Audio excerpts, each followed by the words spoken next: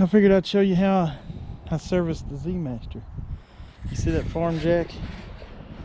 It's safe. Don't get your pantaloons in a...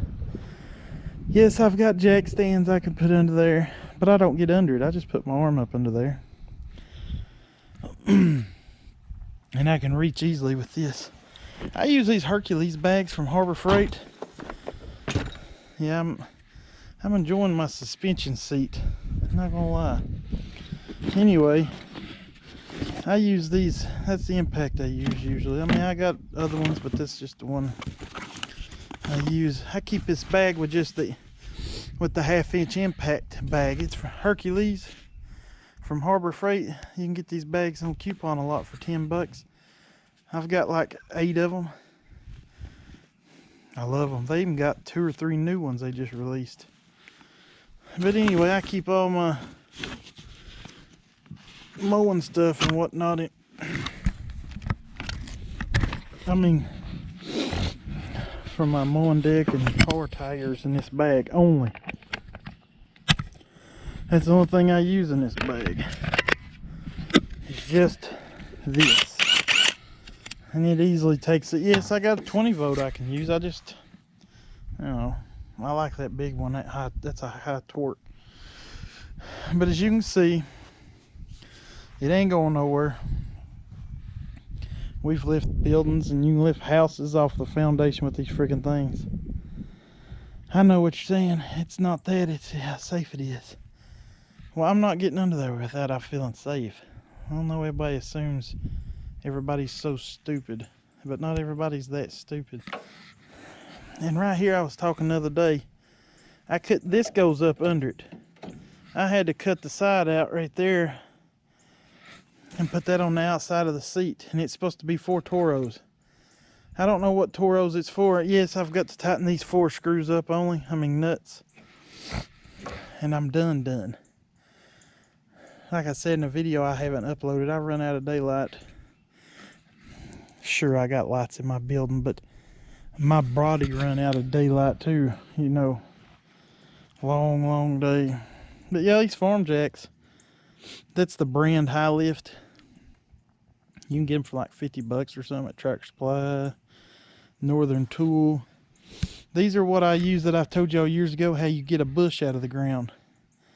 Like everybody wants to hook a vehicle to them. Well, bushes and trees are made not to tip over. You know what I mean? That's the whole point. Now, they have no protection going straight up. So you can hook a chain around this high lift and the bush. There ain't a bush made that I haven't put out yet. As long as you can get to it. Sometimes you have to cut your way to it. Some of the limbs and stuff. But these things are a game changer, and you can take them with you. That's what you see. I don't know if that's a mountain thing. A lot of Jeep Wranglers ride around with these things mounted on them. That's here nor there. It is freaking cold out here, man. I'm so tired. I'm not taking this tomorrow. I'm taking this the day after tomorrow. So when I get home tomorrow, I'm gonna have to load it up. And after mowing for 10-12 hours, that sucks. But this mower is almost useless on tomorrow's route. There's 3 properties it can do good. All the other ones, and only half the well, no, there's 3 flat properties, like complete. The rest of them's got that we have to use these, period. Like I'm getting ready to get a stander. Maybe they should be. Maybe they're that awesome, and I'm not joking. So, have you ever just noticed the welds and stuff on these Toro? Again, this is an Exmark. Toro bought Exmark to build them. Well, for many reasons. It's a good company. And then they said, y'all are building our brand. Commercials. The only difference is the colors in the tanks on most of them, and this bull nose. You see this big nose they put on the front of the deck so you can't tell them apart? When we was shopping, they won't never have these with Exmark's dealers. If you ever noticed that, if they do, show it to me in pictures, because I think it would be so cool. I've never seen a dual dealer because they're the same freaking mower. Well, there's 2 of them in Tennessee near each other. It used to, well, kind of Abingdon on Bristol side, And we looked at both of them, and we couldn't tell them apart even back then, except we didn't know, though. I ain't gonna lie, I didn't know. I noticed the bumper was different, and that's about it, and the color. I was like, man, that looks like an Exmark. You know, this was years, long time ago. Because you say so. They might have a little bit of different lining or something in them. Maybe a bearing or something, but they're all the same. You'll get enough money out of it that it don't matter anyway. So, I did replace the coil on this. Do you see that? Like this mower, it seemed like it got weak. But it was still going. And I didn't know. It was that side was dead completely.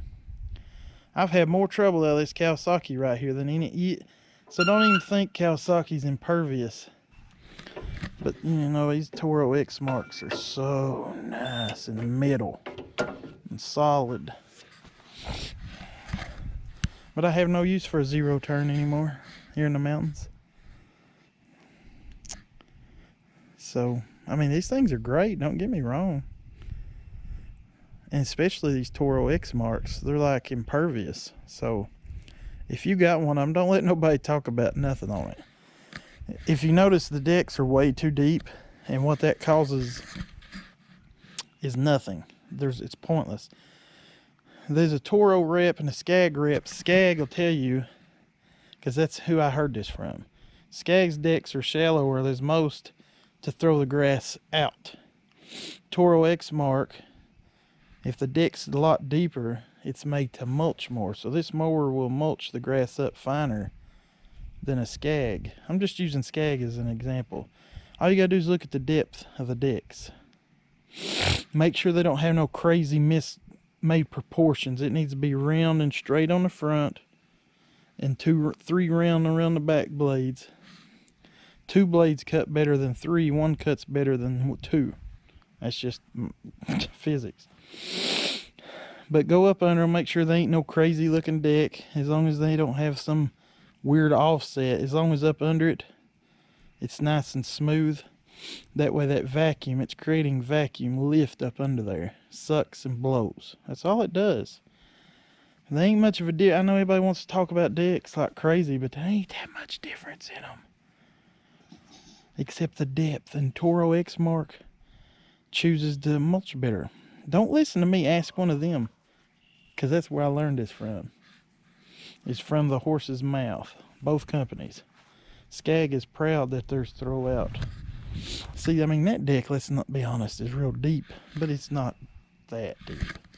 But again, Toro said, Exmark Toro, they want theirs to mulch more.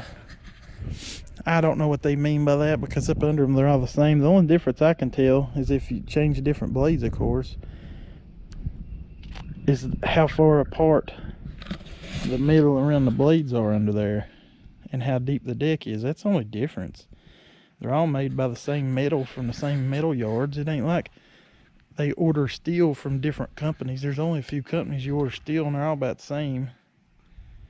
So one, you get the big difference is how well it's put together, how welded, like the guide wheels. You notice them ain't damaged at all, because it's just overdone. You see how they wrap the lip on the side for the wear lip?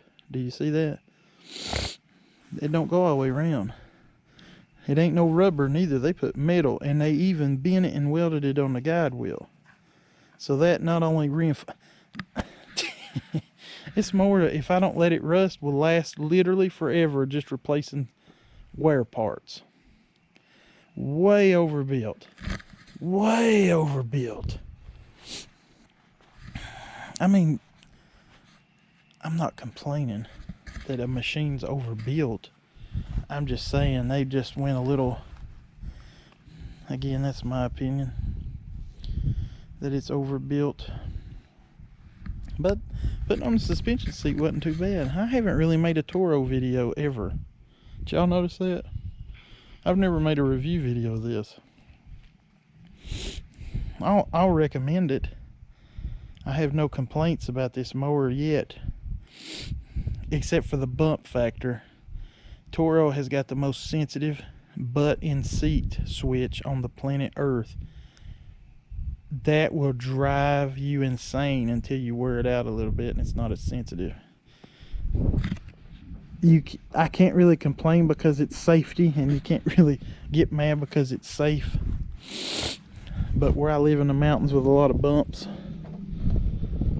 yeah, I've changed the inner and outer filter in this. That's the only screw I've lost over the years. It's a good mower. I changed the hydros myself. I've done it all myself. All that stuff's easy.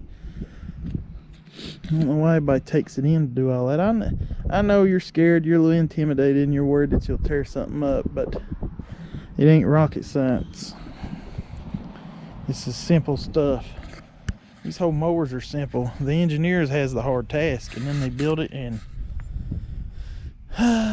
if you ever change the plug on this side, you can't get into this engine, but if you take this seat off, you see the fans in there to clean out.